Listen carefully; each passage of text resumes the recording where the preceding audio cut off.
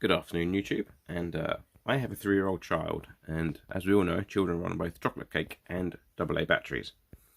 So I need to find a way of charging up a number of rechargeable AA batteries to save me from buying them. And I thought, well, I can use the shed for that and the 28-volt power system I've got in here. So I need to find a way of charging up 3 AA batteries from 28 volts. One of the simplest ways of doing it is just to put the batteries across the power supply with a resistor to drop the voltage across it and to limit the current.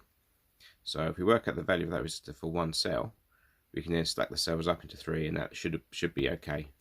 So let's say we want to have a current of 10 milliamps.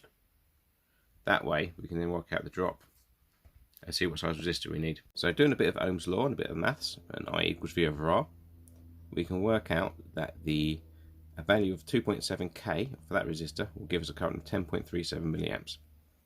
So that is going to be the worst case one cell. If we add in 3 cells, they're 1.2 volts each.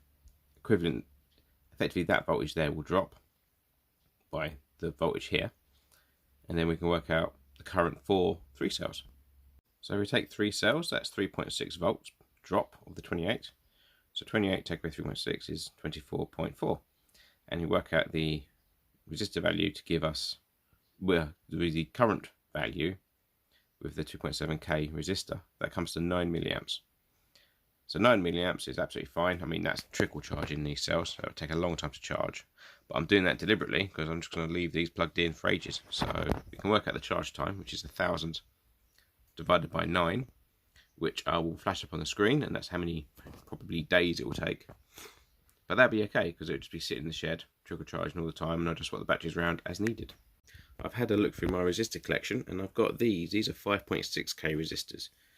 So they're too high, but if we use 2 together, these are both quarter-watch each, we'll halve the resistance and we'll double the power rating. So let's work that one out. So hopefully this is a little bit clear.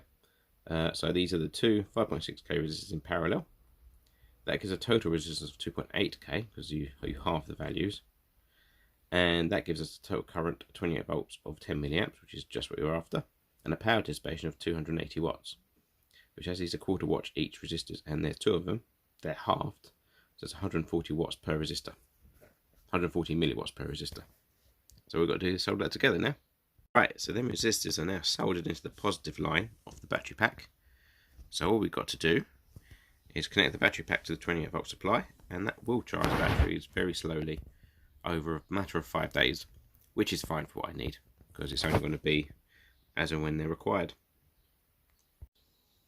And here it is stuck to the wall next to the Wi-Fi, and this is a DC-DC converter for the Wi-Fi, but the input's here 28 volts in, so we've got 20 volts coming into here. It's being dropped across these resistors, and so what we've got to do now is stick the batteries in it, and these will trickle charge. That's 1,